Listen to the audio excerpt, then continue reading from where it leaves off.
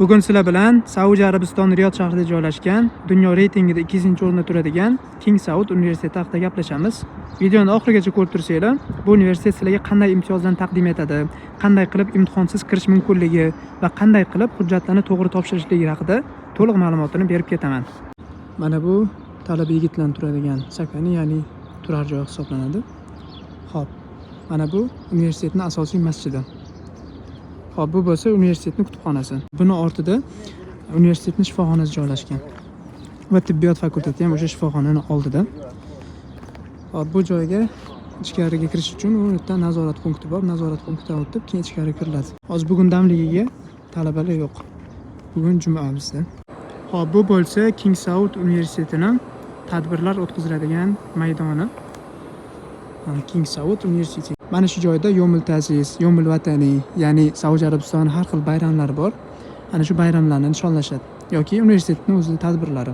Va mana bu tarafida teatr zali bor. Bu universitet ham boshqa universitetlarga o'xshab har oyda $226 stipendiya, kelgan yillarda $450 yordam, umra va haj qilish imkoniyati universitet hisobidan va boshqa yotoq joy, arzonlashtirilgan taomlarni sizlarga qilib beradi. Dunyo reytingida 2-o'rinda turadi. Hop, buni diplomlari xalqaro miqyosda tan olinadi. Sababi bu top 1000 taning ichiga kirgan universitet. Bunda ham dunyoviy va diniy sohalari bor. Agar arab tilini, ingliz tilini bilmasanglar, universitetga kirishingizdan oldin, ya'ni bakalavr bosqichidan oldin 2 yillik, 3 yillik til kurslari bor. Hop, mana bu fakultetlar joylashuvi. Chap tarafda til kursi joylashgan, nariroqda. Agar sizlar ingliz tili yoki arab tilini bilmasanglar, bakalavr bosqichidan oldin ana shu joyda sizlarga til kursi mavjud. Ya'ni arab tili va ingliz tili o'rgatiladi. Misol uchun dunyoviy sohaga ingliz tili ishlasa, misol IT ga, biznesga, shu yo'nalishlarga ingliz tilini o'rgatiladi. Agar sizlar islomiy yo'nalishda hujjat topshiradigan bo'lsangiz, sizlarga arab tili o'rgatiladi. Hop, bu joyda bitta dunyoviy sohani chet eldan kelgan professorlar o'rgatishadi. Darsni berishadi. Qanaqa professorlar desa, misol uchun Kanadadan, Amerikadan, har xil mana bu Oxford universitetlaridan, o'shanga o'xshagan katta universitetlarda ta'lim bergan o'qituvchilar kelib turib, mana shu joyda talabalarga dars berishadi. Biznesdan, ITdan shunchalik darajada rivojlangan. Agar sizlar tilni bilsanglar, misol uchun arab tili, ingliz tilini bilsanglar, qanaqadir sizlarga yengilliklar berilishi mumkin. Hop, bu universitetning kutubxonasiga kirish qismi hozir bugun jumaligiga, ya'ni dam kuni mana yopib qo'yishibdi. Kutubxonasini xolos keyingi videolarda ko'rsatiladi. Hop, bu bino King Saud universitetining qabul komissiyasiga tegishli bo'lgan bino hisoblanadi. O'qishga kirish yilini, kirmaslik yilini mana shu binoda hal qilishadi. O'tirib qaranglar. Universitetda ma'lumot uchun 60 mingga yaqin talaba o'qiydi yoki undan ko'proq. Hop, bu bo'lsa yuqorida ko'rsatganimdek yigitlar uchun ajratib berilgan asosiy masjid. Hop, bu masjiddan universitet hududida 3 ta bor, yigitlarga ajratilgan. Ikkitasi kichik, uchinchisi mana asosiysi hisoblanadi bu. Mana bu masjidning ichki ko'rinishi.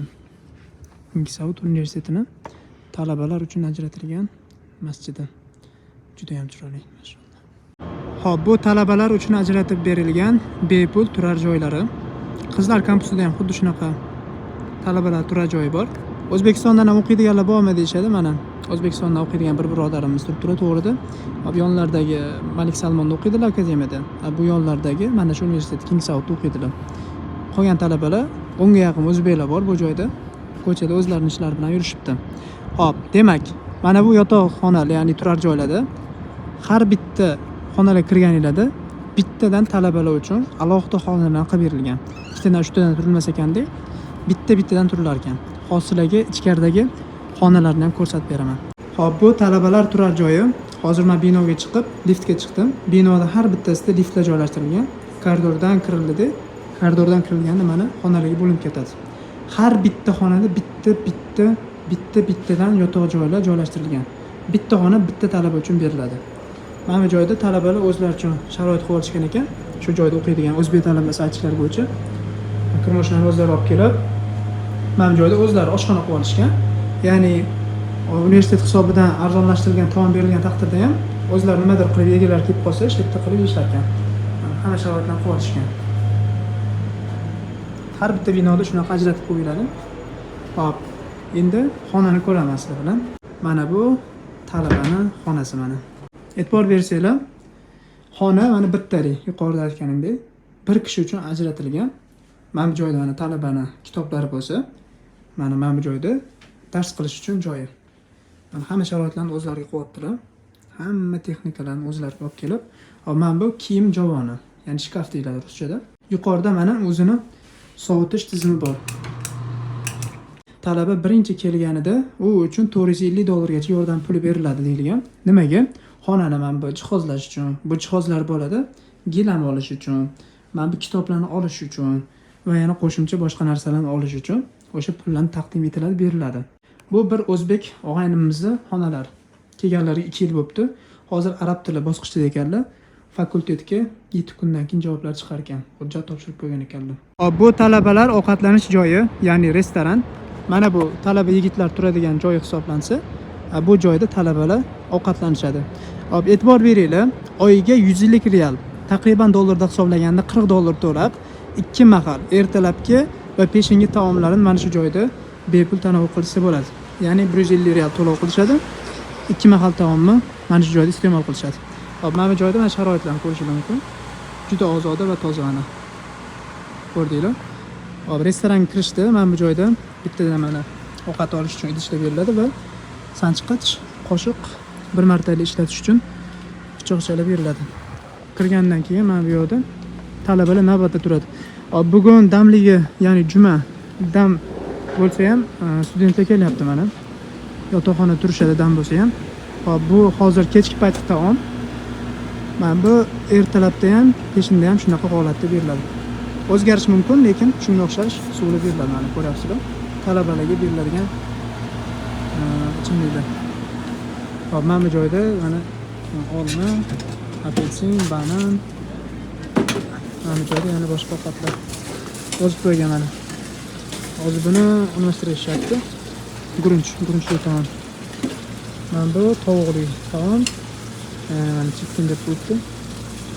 Mana bu baloqli taom ekan. Bu boshqa. Bu yog'iga o'tilsa, choy. Mehmonxonalarda qanaqa bo'lsa, bu yerda ham xuddi shunaqa. Saudiya Arabistoniga kelganlar bilishadi. Mana bu joyda mana shakar, boshqa yana qo'shimcha narsalar. Ancha narsalar bor. Bu yerda ham non mahsulotlari. Bu joyda mana talabalar o'zini to'lov chekini ko'rsatib o'tishadi. Ma'lumot uchun, hozir kechki paytki taomini alohida talabalar sotib olishi mumkin. 9 riyal berishadi. Mana bu joydan xohlagan narsalarni olib kirib ketisharadi. Asli 9 riyalga oshiqroq tushadi, 9 riyaldan bu narsa qimmatroq tushadi. Talabalar yengillik bo'lishi uchun shunaqa yarim narxini belgilab qo'yilgan. Mana bu joy kelganda xohlasa talabalar, mana qaranglar, bir martalik idishdan foydalanib xonalarga olib kirib yeyishlari mumkin. Universitetga hujjat topshirmoqchi bo'lsangiz, to'liq ma'lumot Telegram kanalimizda berilgan. Telegram kanalimiz havolasi video ostida belgilab ketilgan. Ma'lumot ko'pchilikka yetib borishi uchun videoga like bosishni unutmang.